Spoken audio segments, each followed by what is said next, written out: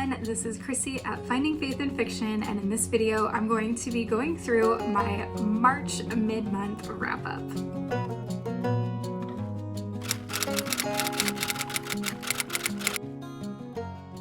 Well guys, somehow it is already the middle of March. I can't believe that already half a month has gone by since my last video, and I think mentally I'm still in February and trying to catch up on reality and what the time actually is. If you watched my last video, you'll know that I have 12 books on my March hopefuls for this month. I knew it was wildly ambitious to try to get through 12 books. And yeah, sure enough, I'm behind. I'm really behind, and it's okay. I think there were like 2 full days where I didn't even read anything because I just needed a pause. I needed to process what I had been reading and stop to write reviews before I could keep going. So it's cool, but let's go ahead and talk about the 4 out of 12 books that I've been able to read so far in March. The first book that I read, technically in March, although I started it, I believe, February 27th and finished it March 1st, was Claire Holloway is Winging It by Angela Ruth Strong. And this is a book that I signed up to be on the launch team for and have had a lot of fun over the past week or so doing launch activities with the group. This is actually my first time ever being on like official launch teams. I've read books from NetGalley as ARC copies, but haven't actually done like a full-on launch with an author. And I'm actually doing 2 right now, and it's a lot of fun. I'm really enjoying it. I wasn't sure if it would be too much to keep track of, or if it would be too hard to keep up with that while reading other books, but I've actually had a lot of fun. So enjoying that, and we'll, I think, continue trying to do that when I have a good opportunity with a book that sounds really good. So anyway, Claire Holloway is Winging It is about Claire, and she is a professional ballerina who gets injured and can no longer dance. And she has to switch careers and ends up becoming a flight attendant pretty much on a whim, moves from California to Seattle into this crash pad full of like all these other flight attendants, and she's trying to navigate her first day on the job, first day in a new city, and being far away from her boyfriend now, and just like all of the things. And in the chaos of her first day, she ends up meeting Nathan, who is a first officer with the same airline as her, and he kind of takes her under his wing and tries to kind of help her through some like awkward situations during her first day, and is like her buddy in town to kind of help her out. He is definitely instantly attracted to her, but does find out that she has a boyfriend back home who she is very much still about. And so most of the book is Nathan pining for Claire, but also trying to protect her heart, his heart, and not cross any boundaries because he is a strong believer and believes that that would be wrong. But he's still dealing with feelings for her and dealing with like her boyfriend's not good enough, she should be with me instead. But he's thinking it, he's definitely not saying it. And he tries to treat the situation very respectfully, which I really appreciated. Meanwhile, Claire is, you know, just going on all of these adventures, befriending different flight attendants, either in her crash pad or who she's flying with. She ends up being on like several flight days. I don't remember what the word was that they called it, but where there's like, you're like doing flights for like a couple days and then you go back home. She ends up doing that a couple times with like the same team, which is this husband and wife pilot flight attendant duo who are also Christians, and then with Nathan as first officer. So she ends up having some fun adventures with them, ends up kind of becoming friends with that whole group. And later in the book, throughout most of the book, she's trying to transfer back home to California to be with her boyfriend, and it's just not working out. And finally, she does get the opportunity to transfer back, and she has to decide if she's going to go back to California and continue as a flight attendant there with her boyfriend, or if she wants to stay in Seattle with all of her new friends. and she has to make this decision, and her boyfriend ends up giving her an ultimatum, which kind of spirals her into uncertainty and having to decide what she actually really wants out of her life. So this was a really cute read. It's not technically classified as a rom-com, but I definitely put it in rom-com territory. And it was very funny, very clever writing, very punny, which is one of my favorite types of humor. There's so many great like airplane, airline, flying puns and jokes throughout the book that just make it so cute and funny. And yeah, I really liked Claire's character. I really like Nathan's character. While they don't technically have a romance most of the book, I did enjoy their friendship, and I liked the ending as well. We'll just leave it at that. In terms of faith content, this actually had some fairly strong faith content. I'd say probably moderate towards the strong end. She knows about God, believes in God, but hasn't really gone to church or like put any effort into her relationship with God in a long time. And the husband and wife that she's friends with, and then Nathan, kind of just talk openly about their relationship with God, and it kind of inspires her. She ends up going back to church with this couple and finding a ministry that she's really passionate about to get plugged into. So we do, I wouldn't say it's necessarily like a redemption arc, but we have like definitely her reconnecting back to her relationship with God throughout the book, which was really cool. So I did end up rating this book 4.5 stars. I can't really think of anything that I didn't like or that bothered me about this book. It's definitely one I would put in my permanent collection and read again. Yeah, it was really a sweet rom-com. And yeah, so some content warnings about this one. Obviously the main male character does kind of fall for the female main character while she's in a relationship. So that's something to consider if you are like against that. But honestly, from a Christian perspective, I think the author did a great job of like showing the reality of that situation, which happens, like happens to Christians just like everybody else. But really did a great job of showing like respectful and God honoring boundaries in the situation. So that was not like a content issue for me at all, but I just like to point that out. There was homelessness mentioned as part of the story. There is a significant other who cheats, but this is like something that happened in the past and the characters are dealing with.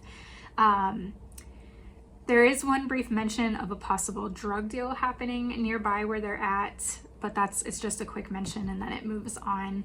And then if you are afraid of flying, there are several like jokes made about like planes dropping out of the sky, and me being terrified of flying as I am, I was like, oh, but at the same time it wasn't like intense, nothing happened. It was just they were joking about it, which I guess if you're somebody who flies every day on a plane for your job, there's always a possibility for something to go wrong, so you kind of have to have a sense of humor about it, I would think. So those are just a couple little things. Again, this was like a really light, funny book. There wasn't anything too heavy.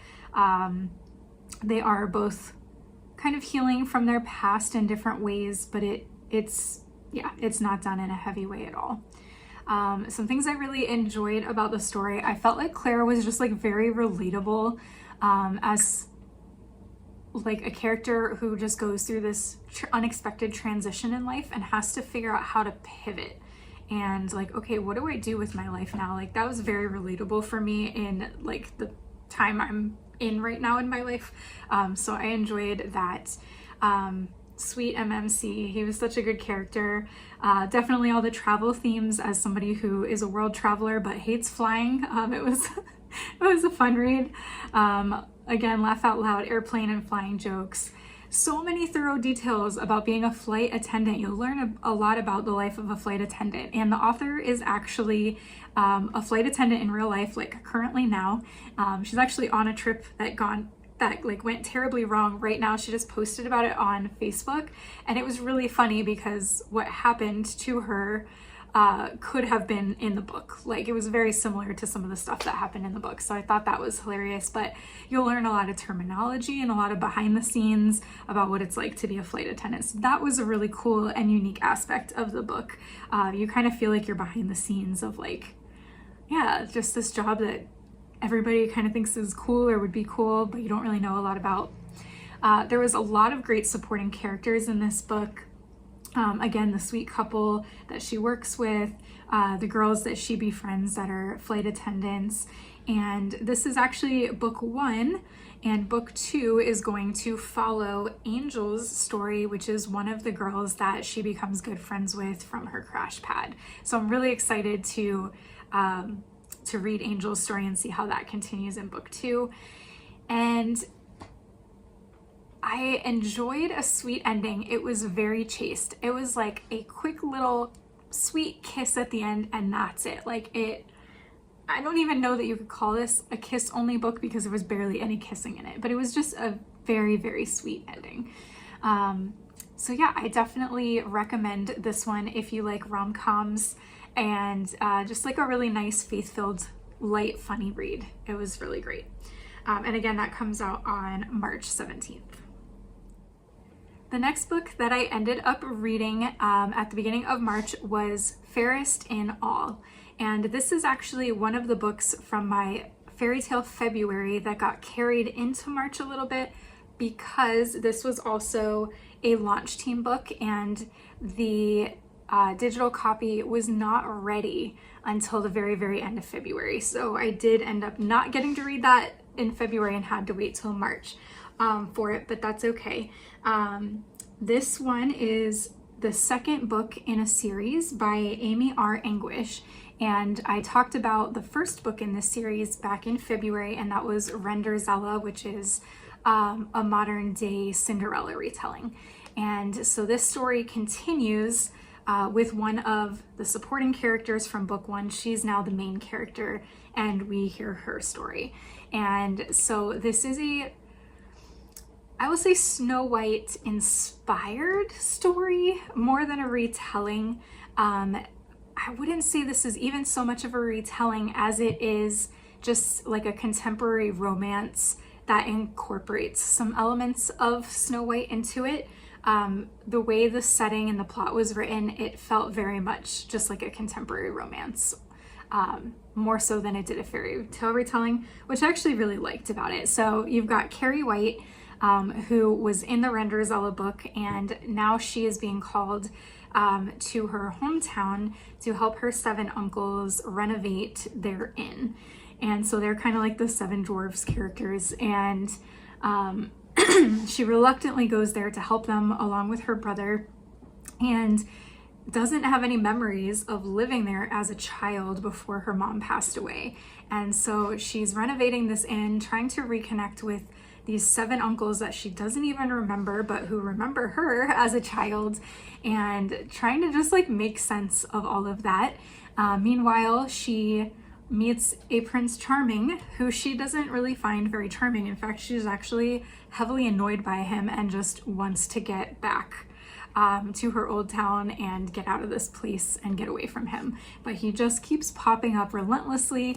And so that becomes like a whole kind of funny storyline in the book, where this character, his name's Royal, which I don't know if that's a real name. I don't love it, but it's okay. Royal ends up just kind of being like her shadow and ends up helping out a lot with the inn, and he ends up just kind of always being around. And so it is a little bit of like that forced proximity trope. There does end up being a hurricane where they're kind of trapped together, and she really can't get away from him, but ends up developing a little crush on him throughout the story. We've also have a character who's kind of like an evil queen who tries to poison her with an apple related product. So that was cute. But it was done, all of the Snow White retelling elements were done in a really fresh and unique way, just like 𝐈'𝐸𝐲𝐬. So I really appreciated that. Just like 𝐈'𝐸𝐲𝐬, this was another 4.5 star for me. Really great story, really enjoyed it a lot, and look forward to possibly more books in this series. I'm trying to remember if she talked about, oh, she did. At the end of the book, she talks about who book 3 is going to be about.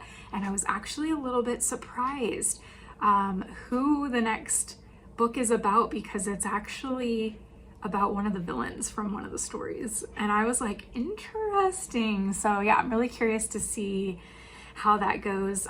This story, again, had moderate to strong faith content. We have a main character who knows God, but struggles with God because of what happened to her in the past, and just really has a hard time wanting to trust a God who kind of allowed things to happen in her life, and she very much wants to control everything. So giving up that control is kind of like her faith journey in the story. And Royal, the Prince Charming character, he kind of ends up playing like the spiritual mentor to her, and as they end up hanging out, he's just always reminding her that God is there for her, and will carry her through anything that life throws at her. So that was a really great part of the story. A lot of great faith content there. A couple of content warnings. There is death of a parent. It is cancer related, but it mostly is off page, so it doesn't focus on that. A little bit of parental neglect, kind of. That's hard to explain until you read it, but again, that's mostly off page from the past. And then there is a anaphylactic allergy emergency and some EpiPen use. So if that is something you deal with in your life and find that triggering, that is there.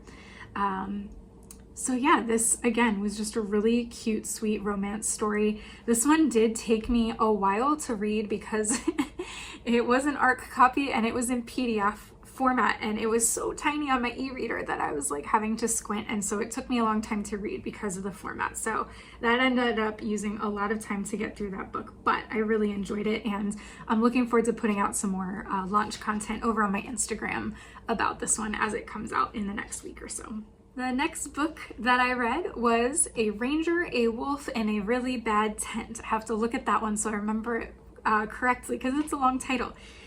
And this is a Cassandra Joelle book, and it is also a new release, and it actually already came out. So if this sounds good to you, head over to Amazon and grab it, or actually, better yet, go to her website and order it, because she has the cutest merch that goes with her books, like stickers, little patches, like embroidery patches, bookmarks, and that kind of stuff, which I don't think you get if you order from Amazon. So go check out her website because it is adorable.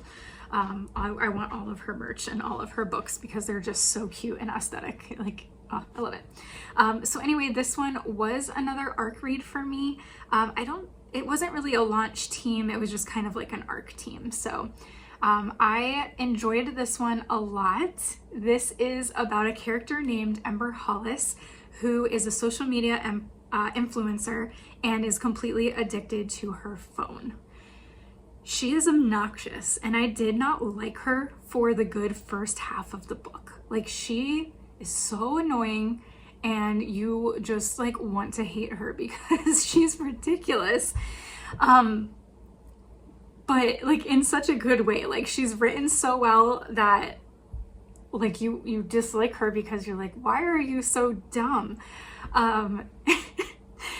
But she ends up deciding to go to Yellowstone National Park on a complete whim because she needs some good photos of herself wearing some athletic hiking gear that she was sent for a brand deal.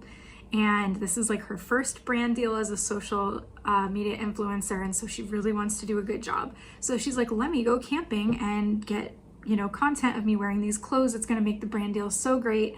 And so she's like, let's go to Yellowstone. So she goes and buys a discount tent and drives through the night to Yellowstone and shows up the next day with some freeze-dried food in a tent. So you can imagine that probably isn't going to go well.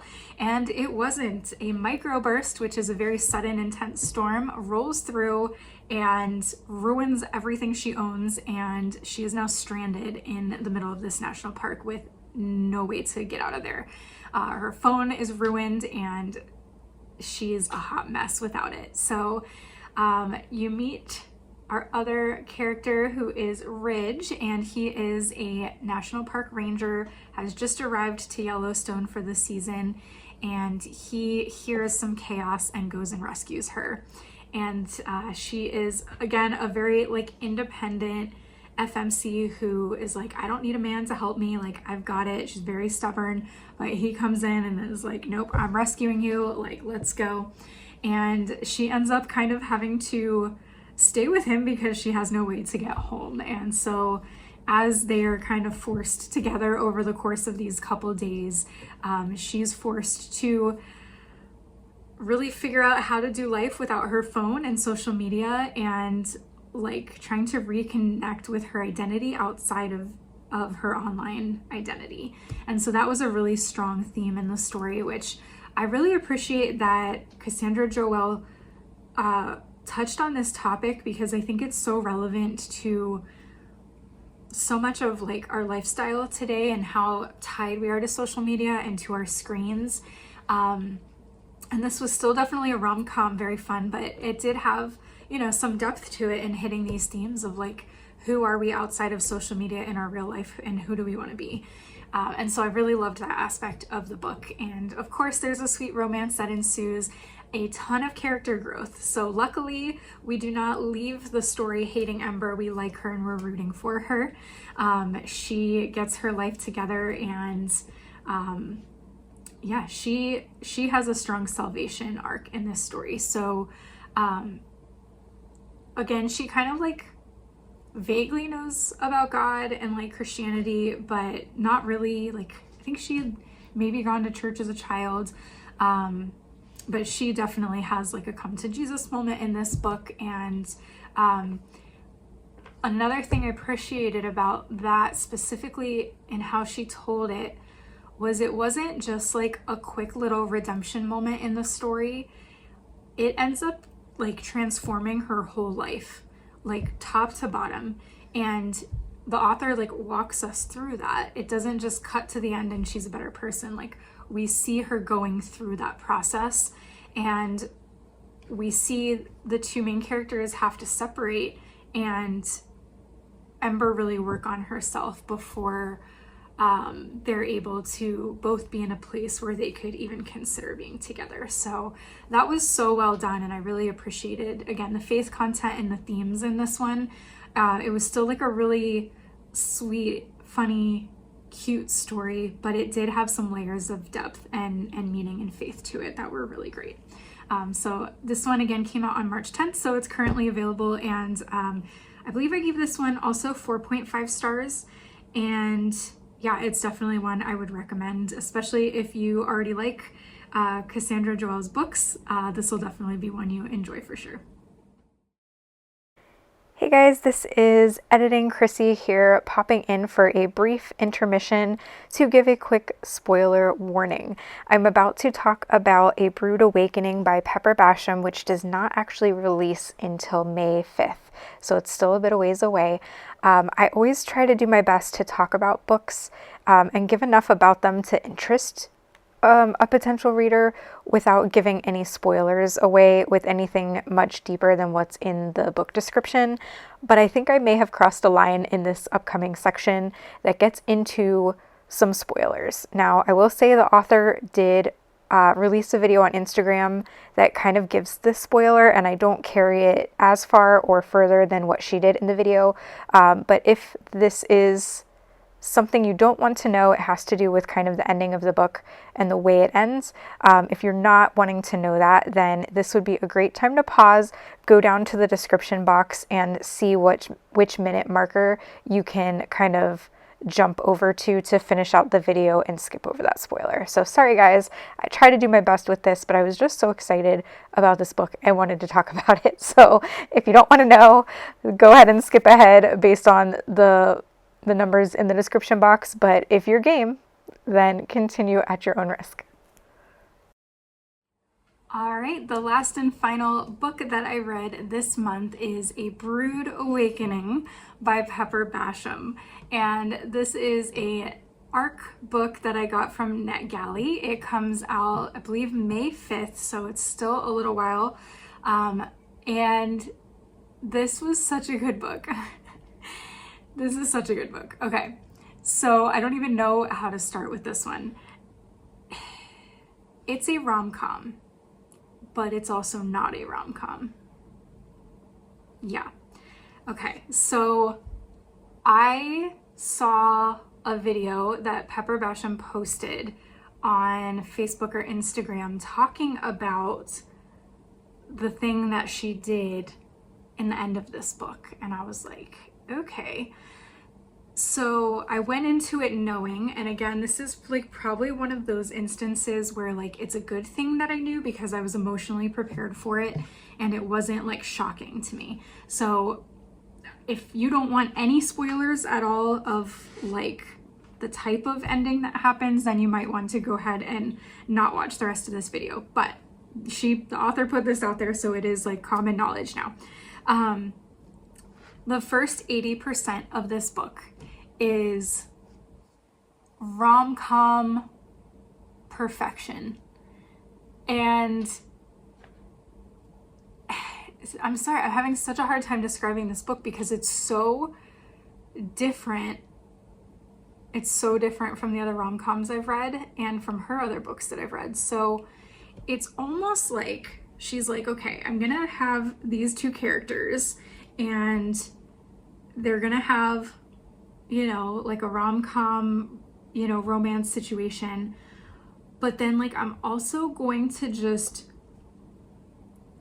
dump in as many funny one-liners, jokes, rom-com tropes, meddling neighbors, social media jabs, competitions, a cook-off. Like she just like kept throwing all these things into this story, and it almost seemed like she was just like, what's everything funny that I could like throw into a book, and let's just do that. And so it was so absurdly chaotic in the best way possible. And you'll understand what I mean when you read it, because I'm like reading and I'm like, how is she putting in this much humor, ridiculousness, funny tropes? Like, how is she doing all of this and still having like a strong storyline that makes sense and is moving somewhere? Like, it should have just been all over the place, but it wasn't. And it was just such a weird and different experience. So let me talk about that part first, and then we'll get into the last 20% of the book. Okay, so we've got Daphne, who lives in this small town in North Carolina, and she owns a tea shop which she inherited from her late grandmother, who was British. And Daphne loves all things British because she was so close with her grandmother, and everything her grandmother loved, she loved. And so she's just like the very like cute, proper Southern belle who happens to be an Anglophile, like obsessed with all things British, and loves her tea, loves her little confectionery treats, and has teapots all over her tea shop. And as a tea drinker myself, I loved that. I loved that so much. Earl Grey is a big thing throughout this book, and I do love a good Earl Grey. So then we have our MMC Finn, who is a British man, a single dad with a cute little girl named Lucy. He moves to this small town in North Carolina at the recommendation of a British friend who lives there, and was like, hey, mate, come on over, we'll get you set up, you can open a restaurant here, like it'll be great. So he moves across the pond and opens a British pub right next door to Daphne's tea room. So now you've got these two British kind of themed restaurants right next to each other, but of completely different styles. So he's all like cozy comfort food, like stews and pot pies, and he kind of even does like British Southern fusion, which is kind of crazy. And she's all like delicate, sweet little treats. And so they kind of like butt heads about that, and he's like very anti-tea, and he loves his coffee and she's very anti-coffee, loves her tea. So we have this whole tea coffee battle going on. Hilarious hashtags about, you know, like team tea, team coffee. I'm trying to remember what they call the tea, like leaf water or something like that. It's so ridiculous. And they are just like constantly going at each other in person, but also on their social media accounts. And so if you've read some of the other Pepper Basham contemporary rom-com romances, you know that she likes to do some of the epistolary style in there. And that's one of the things I didn't love about Authentically Izzy with the text messages and emails. I just didn't like it. But the way she did it in this book, it was like she was showing like their social media post and then like what the other people in town were like commenting. And it was just like a back and forth, like witty banter between all of these different townspeople. And basically Finn and Daphne are like massively attracted to each other, but like trying to pretend they're not. And all of the townspeople can like clearly see what's happening, that they're flirting, and all of this fighting is like just really strong chemistry. And so they're kind of all trying to play matchmaker, and they're all like placing bets and making jokes on social media. And so you see like little bits and pieces of that in different parts of the chapters. And it was done so well. It was done so well. I loved that part. It was so funny. Even the pastor like jumps in and is like keeping everybody in check. Like, okay, it's getting inappropriate, guys, you know, God's watching kind of like moments. And so that was really funny. Even Daphne's brother, who ends up working for the competition, is giving them a hard time. And they end up kind of like competing against each other from the start pretty early on and trying to like outdo each other. There's like some prank wars that end up happening. And then this catering gig pops up, and they're now both competing to try to get this catering gig for two different reasons. Like, she's got her reasons, he's got his reasons, and they find out that they're both going after this job, and it ends up being like a whole town competition between them. There's like a cook-off to see who wins and who will get the gig, and it's literally craziness and chaos and Southern meddling. It's so funny. It's so funny. So if you're going to read this book, there's a couple things you need to know. Besides the ending, just the first 80%, you will not stop smiling like a lunatic, and people around you are going to notice. I'm pretty sure I laughed out loud in public several times and had some odd looks from people. My daughter one night came in my room while I was reading and said, "Mom, why is your face like that?" She's 7. And I like looked up and I'm like, "What?" And she's like, "You're going like this." And I did realize, like, oh my gosh, I was just like grinning ear to ear with like this stupid euphoric grin on my face. She also laughed at me because I was laughing out loud a couple times, and there was definitely, or maybe there wasn't, some snorting, very unladylike snorting, and some spitting of the tea, choking of the tea coming out the nose moments. Let's go with that didn't happen. And so yeah, I feel like I need wrinkle serum for these smile lines after reading this book. I'm pretty sure they're permanent now. They have set in completely because of 2 full days of just smiling like a dummy while reading this book. So if you guys have any good natural toxic-free wrinkle serum recommendations, let me know in the comments, please. Okay, so now moving on. As we're getting to 80%, I'm like, okay, it's coming. It's coming. The change is coming. You could feel it slowly creeping in, and then bam, somewhere around like maybe 83 to 85%, the story just flips on its head, and we are no longer in funny, hilarious, witty banter rom-com mode. We are now in survival fiction. I don't know how else to describe it. A storm comes in and devastates the town. Devastates it. And this is actually based on I won't say which event because I think that is a spoiler. It is based on a real weather event that happened, and it's not like super fresh, but it's fresh enough that this could be super triggering to people who lived in this area or went through this. But I have to say, Pepper handled this part of the story with so much gentleness and care and respect. Like, it was horrible to read because anybody not living under a rock knows about this event and, you know, was probably shook by it. If you're somebody who has any kind of empathy, like, you would have been heartbroken for the people who went through this kind of a thing. And you feel that deeply in the last part of this story. And so basically everything in town is thrown into a different kind of chaos now.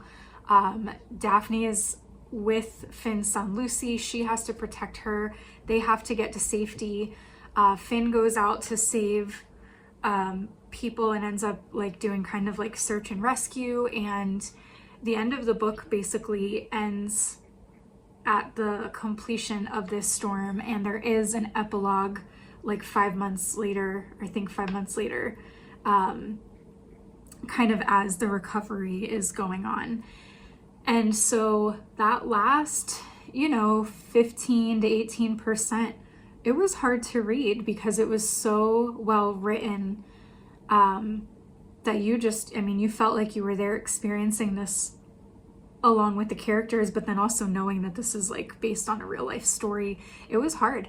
And I think, Pepper Basham, I think, was taking a risk having such a strong, funny rom-com moving into such a difficult ending.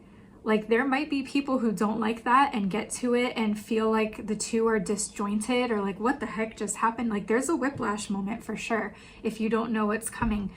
But I actually think, and I'm gonna need to process this more, but I actually think that having that happen at the end was actually the catalyst for not only the romance, but also the themes that had been going through the story of community, a sense of belonging, and then the romance too. Like, this was the catalyst that kind of deepened those threads that were throughout the story, but were kind of wrapped in humor the whole time, and brought it kind of back down to earth into like real life. And again, this is so hard to describe because this was such a unique book in the way that she took these two very different vibes and feelings and styles and meshed them together. But it was beautiful. It was so beautiful. And it may not be everybody's cup of tea. See what I did there? But honestly, I think everybody who is a Pepper Basham fan, who loves a great rom-com, but also loves, like, maybe doesn't like the shallow romance, but likes a little bit of like grit and realness to a romance, like, this blends those in such a different and beautiful way. And I'm sure I could gush about this story for the next 3 hours. So if you are reading this now as an arc, or if you happen to see this video in 2 months from now and the story is out and have thoughts, drop them in the comments because I would love to talk about it. This was a 5-star read for me. This is I will buy this and it will be proudly displayed on my bookshelf. Not now because I'm in Thailand, but as soon as I'm able to get this book, like, it will be in my collection. I will be rereading this book. It was so good. It was so, so good. And lastly, just to touch on the faith content, it's Christian fiction, so there's faith content, but I feel like most of Pepper, not all of them, but most of Pepper's books are light faith content. This one was very much like that. And so it wasn't as in your face as a lot of Christian fiction or Christian romance how we really see the faith play out in this story is how the people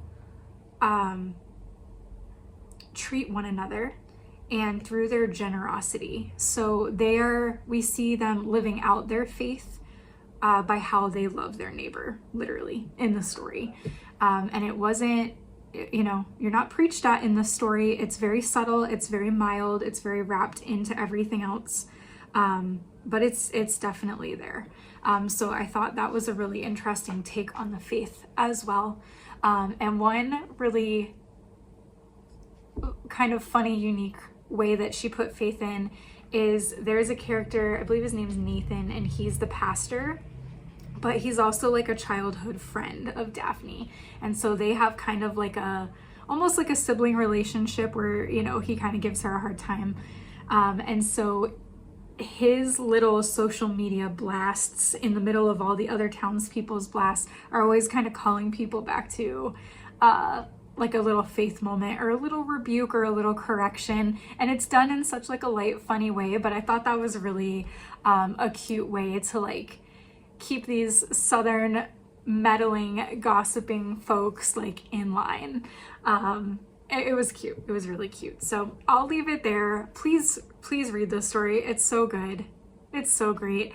I tagged Pepper in my Instagram post and I was like, I am gonna need all of the fictional merch that is made in this story into real merch that I can go buy on your website. And so she asked like what specifically I wanted. So I will be going back through this book and like going through the story and highlighting and jotting down notes because the town ends up making merch about this like this rivalry and competition in the story, and it's so funny. The merch is so funny and so good, and I'm like, this merch must exist in real life. So if you are again reading this or have any ideas or we're like, yes, that would I want that too, drop it in the comments and I'll add it to my list, because I told her too, I was like, I will put my money where my mouth is and I will buy some of this merch if you make it available. So I'm super excited for that, and I hope she really does do it. I would be such like the happiest fan if that does happen. All right, well, that is the 4 books that I've gotten to this month. Out of my 12, I did not even make it halfway through the books by the half point of the month. Will I speed up the second half of the month? Probably not. Probably not. I do still have a lot of books I want to read, but I can't realistically anticipate getting through all 8 of them. I just don't think it's going to happen. I am doing a buddy read with a new book friend. We are going to read, which one was it? We are going to buddy read The Lumber Baron's Wife by Lynn Austen. We both got a NetGalley copy of that, and so we are going to be starting that one, I think, this coming week together and talking about it. I don't know if we're going to do like a joint poster video yet at this point, because we both have a lot going on, but this will also be my first buddy read, so yay, I'm really excited about that. And yeah, I'll definitely be reading that because it's a buddy read. So I'm doing that with my friend Victoria from Hot Cocoa and Books. She's such a sweetheart, and I'm so excited to do a buddy read with her. So I'll definitely be doing that one. But out of the other 7 that are left, I honestly have no idea which ones I'm going to end up reading. So your guess is as good as mine at this point, which I'm pretty sure I say in every month's video. So sorry to be repetitive, but that's just kind of my MO, is like, these are the books I want to read. What will I actually get to? No one knows, not even me. All right, y'all. Well, thanks for watching. And if I don't have any other videos pop up before the end of the month, I will see you in my end of the month wrap up at the end of March or early April. Have a good one, guys, and God bless.